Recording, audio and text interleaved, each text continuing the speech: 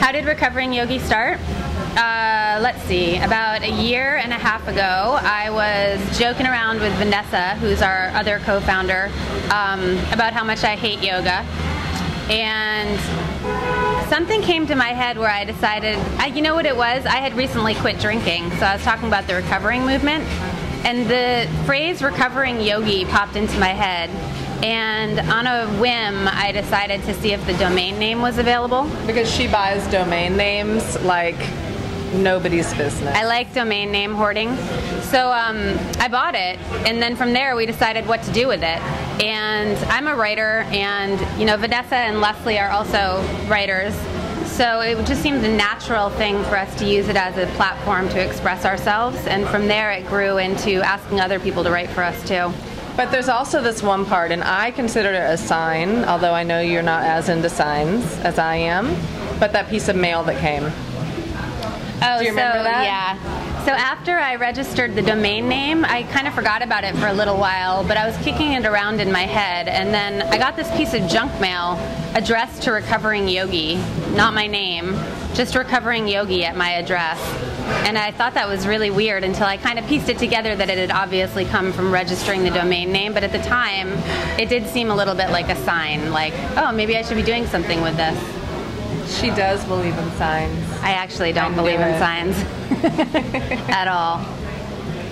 So yeah, and then Vanessa also is a great artist, and she had done some cartoons. Actually, partly where it came from is that traditionally every time Leslie or I are having a mental breakdown, which happens pretty frequently, daily even, Vanessa would send us cartoons to cheer us up.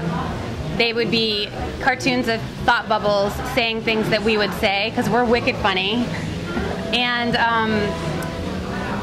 that is what started out as the artwork for Recovering Yogi. So in the beginning, we were illustrating every story with a cartoon that Vanessa would draw, but that quickly became unmanageable. So now we just do it when we feel inspired. It's too much work. Well, all of us have full-time jobs. So this is something we do. We call it our creative project. And we call each other creative partners, like as opposed to business partners, because for us this is really a creative project. It's a way that we express ourselves, and it's a way we like let off steam, and it's a way that we are sort of cultivating a new community of people who feel a certain way about yoga and the whole woo-woo world. And the world of woo-woo, we're trying to get out of the habit of using that phrase. The new agey platitudes, just, you know, that everything that happens for a reason. She might include signs. Yeah. In that. That's kind of woo-woo. Kundalini yoga. But see, I lived in Boulder for 6 years, so I have a way higher tolerance for such things, and I sort of dabble in it a little bit. And that's part of it, is that all of us dabble in some way. Yeah, we come from a yoga background, and we all have our ways that we sort of succumb to the new aginess. Like, you know, I was raised by hippies, and I was raised a hippie, and I am very comfortable in that kind of scene. And you know, I believe in the Enneagram, and me too. We believe in the Enneagram, and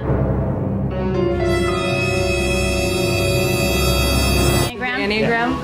The Enneagram is a personality system. There are 9 types of people, and everybody belongs to one type, and it just sort of defines who you are and how you interact with other people in the world. Yeah, it breaks everything down into what your basic fear and your basic desire is, and then sort of everything that people do is a reflection of those two things. It's sort of a new age psychological movement. Mm-hmm. Yeah. So, you know, like, I'll buy into that, but then, like, if somebody tries to talk to me about numerology, I just start rolling my eyes. So part of where Recovering Yogi came from is that we are all 1 foot in, 1 foot out the door of this whole, like, new age yoga world that we live in.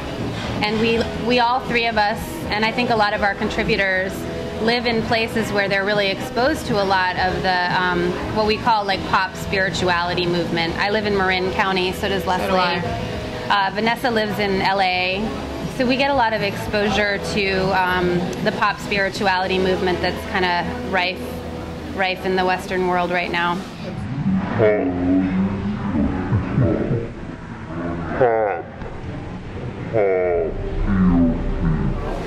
Pop. Pop. pop. P-O-P. Pop, like popular? Pop. Like pop. Like Yeah, I soda drink pop? Coke, so. Yeah, like popular culture, pop spirituality, sort of the like not really rooted in tradition, not really rooted in like meaningful tradition, but more just like taking the more fashionable aspects of it and using them as you desire, like Yeah, kind of fad-like. yeah, like wearing mala beads because they're hip, or really loving vinyasa yoga, but sort of like leaving behind all the other aspects of yoga, which isn't necessarily bad from our point of view. And actually, really to clarify, the thing we really are most not into is the whole dogmatic perspective of people in the yoga world and the New Age world. Do you have an example? Yeah, like a million. Anybody who says that their yoga is the best yoga or the only yoga, or that you should be vegan, or that you shouldn't eat gluten, or that every problem I ever have could be solved by going to their shamanic astrologer. Just that the whole shoulds and the bossiness. We're not into that. The bossiness of like trying to impose like what's worked for you on other people and judging people, and that's a broad area. It's the same thing that can happen sometimes in religion and other things like that. It's just that there's one way. Right. Exactly. Or the idea that there's one way, because we don't think there is. Yeah.